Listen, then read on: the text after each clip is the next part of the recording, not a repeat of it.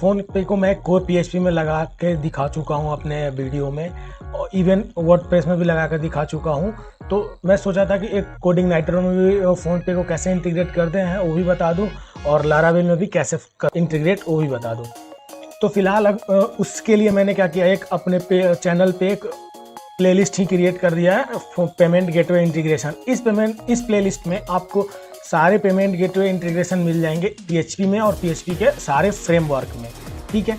तो अगर आप किसी पर्टिकुलर फ्रेमवर्क में काम करते हो, अगर उसमें भी आपको चाहिए इंटीग्रेशन, तो आप मुझे कमेंट करोगे, मैं उस फ्रेमवर्क में भी फ़ोन पे को इंटीग्रेट करके दिखा दूंगा वीडियो में, ठीक है। तो चलिए मैं पहले डेमो दिखा देता हूँ कि फ़ोन पे का पेमेंट गेटवे अभी सैंडबॉक्स अकाउंट से मैं चला रहा हूँ। तो कैसे पेमेंट होगा, कैसे सारी चीज़ें मैनेज हुई है, मैं एक बार आपको डेमो दिखा देता हूँ। तो ये रहा वेबसाइट जहाँ पे फ़ोन पे पेमेंट गेटवे मैं अभी इंटीग्रेट किया हूँ। और यहाँ पे मैं जब चेकआउट पे क्लिक करूँगा तो इस वेबसाइट में एक्चुअली मल्टीपल पेमेंट गेटवे का सिस्टम है। तो अभी फ़ोन पे ही इनेबल है एडमिन से। तो अगर यहाँ पे स्ट्राइप हो सकता है, पेपल भी आ सकता है, मतलब मल्टीपल पेमेंट गेटवे यहाँ पे आ सकते हैं। तो अभी फ़ोन पे इंटीग्रेट है, तो मैं फ़ोन पे क्लिक करता हूँ और यहाँ पे विथ फ़ोन पे करता हूँ। जब मैं ऐसे क्लिक किया तो यहाँ पे फ़ोन पे का चेकआउट पेज खुल गया और यहाँ से हमें पेमेंट करना है। तो मैं फटाफट से पेमेंट कर देता हूँ अपने टेस्ट बैंक अकाउंट से।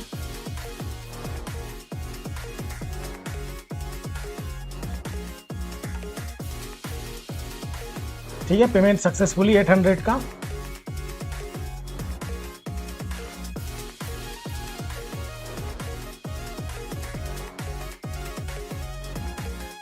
तो अब देखो पेमेंट होके रिडायरेक्ट पेज हमारा माई कोर्स पे पहुंच गया, रिडायरेक्ट होके पेमेंट करके। और ये प्रोडक्ट हम लोग अभी खरीदे हैं, 800 का ये प्रोडक्ट है। अब मैं ट्रांजेक्शन में दिखा देता हूँ, परचेज हिस्ट्री में। यहाँ पे देखो ये 800 वाला अभी परचेज किए हैं हम लोग, और ये भी मैं थोड़ी देर पहले ही परचेज किया था।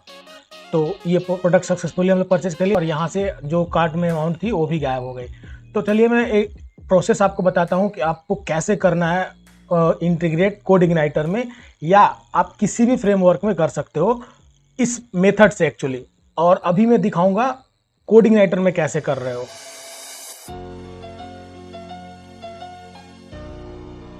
तो सबसे पहले एक और प्रोडक्ट हम लोग ऐड कर लेते हैं कार्ड में, जिसका हम लोग पेमेंट करेंगे इस बार 1500 वाला ले लेते हैं। ऐड टू कार्ड, ये यहाँ पे आ गया कार्ट में।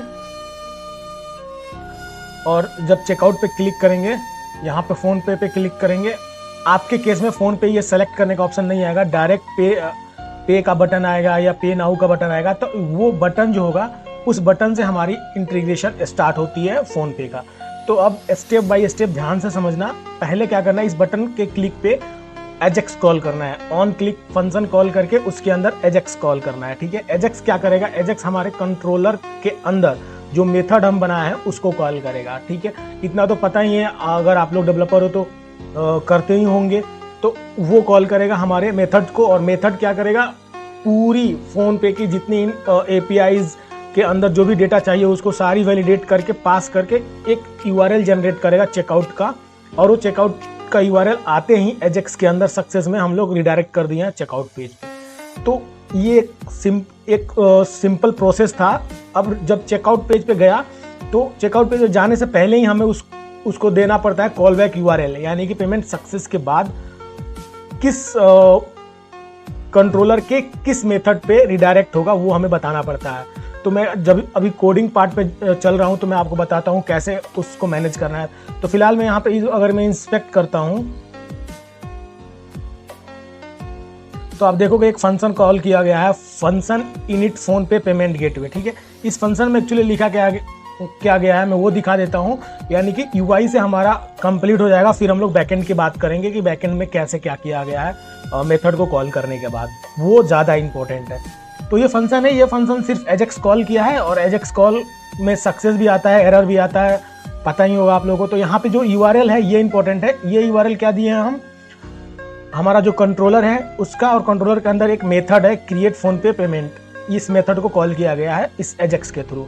अब इस मेथड में हम बिजनेस लॉजिक्स लिखे हैं, जैसे कि कौन कौन से डेटा भेजना है फ़ोन पे को, और सारे चेकसम वगैरह जो भी होता है वहीं पे होता है इसी मेथड के अंदर। ठीक है, तो ये मेथड बहुत इंपॉर्टेंट है। और फिलहाल उधर से आप देख सकते हो रिस्पॉन्स डॉट कोड में अगर 200 आ रहा है, यानी कि हमारा एजेक्स सक्सेसफुली रन हो गया और उधर से सक्सेस रिटर्न आया, तो उसको रिडायरेक्ट कर देना है रिस्पॉन्स डॉट यूआरएल पे। अब रिस्पॉन्स क्या है, रिस्पॉन्स ये वेरिएबल है और यूआरएल हमारा बैकएंड से आएगा, उसमें फ़ोन पे के चेकआउट का यूआरएल रहेगा, वहाँ पे रिडायरेक्ट हो जाएगा। तो ये सिंपल प्रोसेस था यूआई पे आपको बस इतना ही करना है, इसके अलावा आपको कुछ नहीं करना है। अब आते हैं बैकएंड में। बैकएंड में आते ही यहाँ पे 2 कंट्रोलर, एक्चुअली पेमेंट कंट्रोलर एक ही है लेकिन इसके अंदर मेथड्स बहुत सारे हैं, क्योंकि ये मल्टीपल पेमेंट गेटवे वाला वेबसाइट है। यहाँ पे मल्टीपल पेमेंट गेटवे हैं और रेजर पे है, स्ट्राइप है, पेपैल है और ये फ़ोन पे चौथा है। तो मल्टीपल पेमेंट गेटवे है, तो इसलिए पेमेंट कंट्रोलर एक अलग है। उसके अंदर हम लोग चलते हैं क्रिएट फ़ोन पे पेमेंट मेथड पे। ठीक है, ये मेथड है। अब जो दूसरा कंट्रोलर क्या होगा, दूसरा कंट्रोलर होगा जो हमारा पेमेंट सक्सेस के बाद जिस पे फ़ोन पे रिडायरेक्ट करेगा। वो दूसरा कंट्रोलर क्यों बनाना पड़ा है हमें, इसी में मेथड बना सकते थे, इसी कंट्रोलर के अंदर बना सकते थे, बट इस कंट्रोलर के अंदर बहुत सारी चीज़ें सेशन के थ्रू चल रही है, इसलिए हम क्या करते हैं, जो हमारा कंस्ट्रक्टर होता है उसी के अंदर हम लोग सेशन वाली वैल्यू चेक कर लेते हैं। अगर नहीं होता है तो हम रिडायरेक्ट कर दे रहे हैं उसको एक्चुअली इंडेक्स पे, यानी कि होम पेज पे। तो ये प्रोसेस जेन्युइन है, बाकी सभी मेथड के लिए सिर्फ और सिर्फ एक फ़ोन पे के रिडायरेक्शन के लिए हम इसको नहीं हटा सकते। तो इसलिए मुझे अलग से एक सेपरेट कंट्रोलर बनाना पड़ा है जिसके अंदर से वो चीज़ें नहीं है, बाकी सारी चीज़ें हैं, वो एक नहीं है जो कि रिडायरेक्ट करता था सेशन चेक करके होम पेज पे। ठीक है, बाकी चीज़ें हम लोड कर लिए हैं, सेशन वगैरह सारे, चूँकि सेशन सेट करना है। जब भी कॉल बैक पेज होता है तो वहाँ पे सेशन नहीं होता फ़ोन पे के, तो हमारे वेबसाइट का सेशन नहीं होता, तो हमें फिर से यूज़र आईडी के बिहाफ पे डेटा निकाल के सेशन क्रिएट करना पड़ता है। तो इस बात का आप लोग ध्यान रखें। बाकी लोग बहुत लोग परेशान हो जाते हैं कि सेशन नहीं मिल रहा, सेशन नहीं मिल रहा। फ़ोन पे के केस में नहीं मिल रहा है अभी। तो चलते हैं हम अपने कंट्रोलर पे, जो हमारा कंट्रोलर है ये हमारा फ़ोन पे का क्रिएट कंट्रोलर है। इसके अंदर ये सारे पैरामीटर ऑप्शनल हैं, हमें पास करना है या नहीं करना है डिपेंड करता है हम पे। तो ये सारे पैरामीटर ऑप्शनल है, इसको अभी के लिए इग्नोर करते हैं, आगे बढ़ते हैं कोडिंग में। कोडिंग में क्या किया गया है, ये हमारी इंटरनल है, ये फ़ोन पे से रिलेटेड नहीं है, ये इतनी लाइन्स फ़ोन पे से रिलेटेड नहीं है, इवन कुकीज़ भी नहीं है। और जो मेन थिंग्स हैं ये है, यहाँ से है। एक्चुअली यहाँ पे मैं क्या किया हूँ, इसमें मल्टीपल पेमेंट गेटवे के साथ साथ इसमें प्रोडक्शन का अलग क्रेडेंशियल डालना पड़ता है और सैंडबॉक्स का अलग क्रेडेंशियल डालना पड़ता है सिर्फ इस वेबसाइट में। आप चाहें तो यहाँ पे डायरेक्ट हार्ड कोडेड डाल के चेक कर सकते हैं, मीन्स आप कभी सैंडबॉक्स पे टेस्टिंग के लिए डाल के चेक कर सकते हैं। अगर आपका सब कुछ सही चल रहा है तो डायरेक्ट यहाँ पे अपना प्रोडक्शन का मर्चेंट आईडी, मर्चेंट की डाल के और फिर आप इसको इंटीग्रेट कर सकते हैं। तो फिलहाल मुझे ये करना पड़ा था क्योंकि इसमें एडमिन से सेटिंग होती है, सैंडबॉक्स पे चलाना है या प्रोडक्शन पे चलाना है, तो इसलिए मुझे यहाँ पे चेक किया हूँ मैं कि टेस्ट मोड कौन सा है। अगर टेस्ट मोड इनेबल रहेगा तो ये क्रेडेंशियल्स जाएंगे, यानी कि फ़ोन पे के केस में तो यूआरएल भी डिफरेंट होता है, तो यूआरएल भी मुझे रखना पड़ गया। ठीक है, तो ये सारे डेटा निकाल लिया, यानी कि मर्चेंट की, मर्चेंट आईडी और पेमेंट यूआरएल भी मिल गया हमें डेटाबेस से। अब क्या है कि फ़ोन पे का जो सक्सेस यूआरएल है, यानी कि कॉल बैक यूआरएल, उसको मैं बनाया हूँ, यहाँ पे डिफाइन किया हूँ। एक्चुअली डिफाइन इसलिए करना पड़ा है कि डायरेक्ट इतनी लाइन यहाँ पे लिखने पे एरर आ रहा था, इसलिए मुझे पहले डिफाइन करना पड़ा है और फिर यहाँ पे पास करना पड़ा है। अब डिफाइन क्या है, यानी कि बेस यूआरएल जो हमारा वेबसाइट का डोमेन होगा वो, उसके बाद मेरा जो कंट्रोलर जो मैं नया बनाया हूँ पेमेंट फ़ोन पे का, वो कंट्रोलर, उस कंट्रोलर के अंदर एक मेथड है, वो मेथड। ठीक है, और इसके साथ एक यूजर आईडी भी लास्ट में पास किया हूँ, क्योंकि हमें वहाँ पे सेशन भी क्रिएट करना है इसलिए। तो ये था हमारा फ़ोन पे का कॉल बैक यूआरएल सेट हो गया। और अमाउंट जो भी होता है हमें उसमें 100 से मल्टीप्लाई करना पड़ता है, क्योंकि फ़ोन पे उस अमाउंट को 100 से डिवाइड करता है। तो अगर आप एग्जैक्ट अमाउंट चाहते हो तो 100 से मल्टीप्लाई करना ही पड़ेगा आपको। ये मर्चेंट आईडी हो गया। अब हमें ट्रांजैक्शन आईडी हर बार यूनिक होनी चाहिए।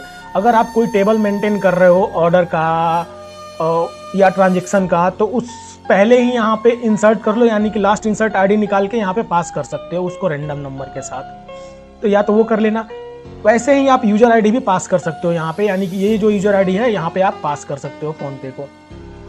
ये बात अलग है कि ये रिटर्न में यूजर आईडी नहीं भेजता है, ठीक है। तो आप यहाँ पे यूजर आईडी भी पास कर सकते हो। अमाउंट यहाँ से पास हो गया और हमारा जो कांस्टेंट वेरिएबल था फोन पे सक्सेस यूआरएल, ये मैंने पास कर दिया दोनों में, कॉल बैक यूआरएल और रिडायरेक्ट यूआरएल में। और इन केस आपको जरूरत है तो यहाँ पे कस्टमर का नंबर भी पास कर सकते हो, मोबाइल नंबर, अगर आपको इजीली अवेलेबल हो रहा है तो। इन शॉर्ट कि आपको ये भी रिटर्न में नहीं मिलेगा, ठीक है। जब पेमेंट सक्सेस होगा या कुछ कॉल बैक पेज पे रिटर्न में पोस्ट मेथड से नहीं मिलेगा ये नंबर भी, ठीक है। तो आपको ये सारी चीज समझ में आ गई। अब इसको हम लोग कन्वर्ट करते हैं, बेस 64 से इनकोड करना पड़ता है, और बेस 64 से इनकोड करने से पहले हमें इसे स्ट्रिंग बनाना पड़ेगा, क्योंकि ये है एरे।